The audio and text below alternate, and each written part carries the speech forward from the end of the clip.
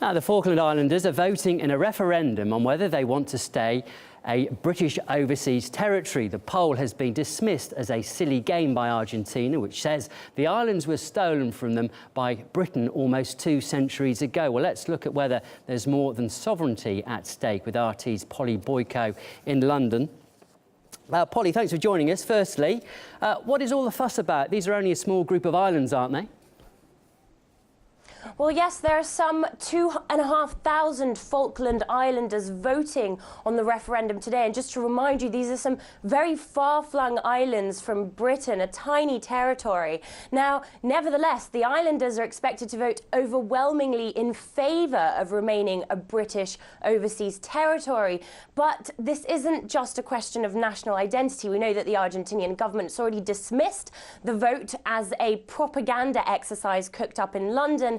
But there's the prospect of oil that a lot of people are talking about. Now, there's speculation surrounding how much oil there is. An estimated 60 billion barrels of oil potentially to be found in the Falklands Basin, and that's worth about $167 billion. To compare that with Britain's oil reserves, well, they seem scant in comparison. The UK has an estimated 2.85 billion barrels of oil. So if this estimation proves to be correct, if the Falkland Islands do indeed have these 60 billion barrels, then we're talking about more oil than the reserves of the USA, Qatar, or even Libya. To talk about this, I'm joined in the studio by Ken Hurst. He's a journalist.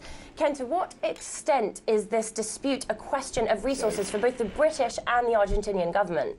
Well, it can be argued that it's always been questionable whether it's morally or logistically sustainable to try to protect a colony that's 8,000 miles away. I suppose the argument one could have added to that is it economically sustainable, sending warships and so on and so forth?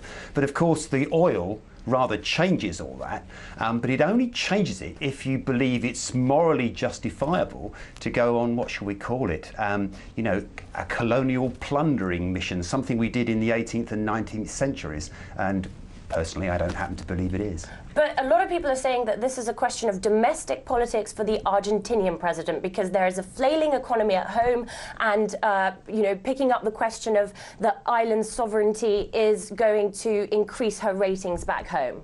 Well, that may or may not be true. Certainly South America as a bloc may be having its economic issues, but it's certainly becoming generally an economic powerhouse, part of the Brazilian, the Russian, the Indian, the China, the rise of those nations, and it's part of all of that. And we've had issues, haven't we, about vessels carrying our flags not being allowed into some of those ports. There is that issue around it, but you know, I don't know how sustainable that is. But isn't trying to ramp up the Argentinian claim to the islands just a way of increasing popularity at home? Well, it may be, but you've got to remember that President Cristina Fernandez actually had a landslide victory herself in the 2011 election, I think it was. So she's probably more politically stable than David Cameron is.